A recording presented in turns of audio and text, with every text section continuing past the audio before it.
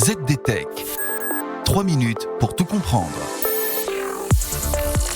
Bonjour à tous et bienvenue dans le ZDTech, le podcast quotidien de la rédaction de ZDNet. Je m'appelle Guillaume Sariès et aujourd'hui, je vous explique pourquoi la ruée vers le cloud dépasse la capacité d'adaptation de la DSI.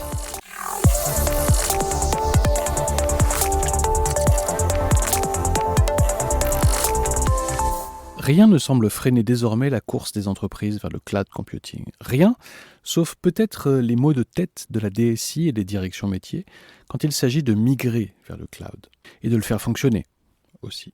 Oui, la ruée vers le cloud risque bien de devancer la capacité des organisations à suivre le rythme. C'est en tout cas ce qui ressort d'une récente enquête menée auprès de 300 responsables informatiques par la Harvard Business Review. L'enjeu est de taille. À l'heure actuelle, la plupart des entreprises possèdent encore la majorité de leur système informatique en interne, c'est-à-dire sous la forme de serveurs stockés dans des salles informatiques, dites aussi data centers. Mais le tsunami du cloud computing, c'est-à-dire la migration de ces serveurs vers des acteurs externes et spécialisés, arrive. D'ici 2 ans, la plupart des entreprises fonctionneront principalement à partir du cloud, prédit l'enquête.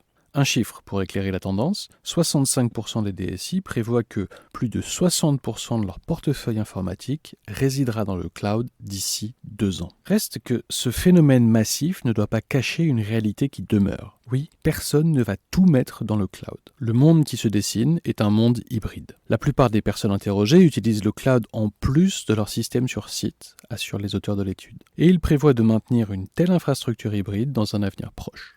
Et c'est là précisément que ça se gâte. Car la gestion des environnements hybrides est particulièrement complexe. Mais le rush vers le cloud pose surtout la question de la pénurie des compétences. Recruter la bonne équipe pour gérer les environnements hybrides est devenu le problème numéro 1 de la DSI. Déjà, plus de 60% des responsables informatiques déclarent avoir des difficultés à suivre l'évolution rapide des rôles et des responsabilités technologiques nécessaires pour l'adoption du cloud. Les auteurs de l'étude conseillent de ne pas se reposer dans ce contexte sur la solution de facilité qui serait l'externalisation.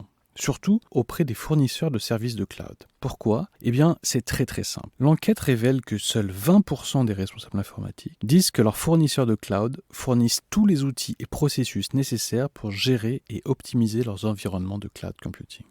Et voilà, normalement on a fait le tour du sujet. Pour en savoir plus, rendez-vous sur zdnet.fr et retrouvez tous les jours un nouvel épisode du ZDTech sur vos plateformes de podcast préférées.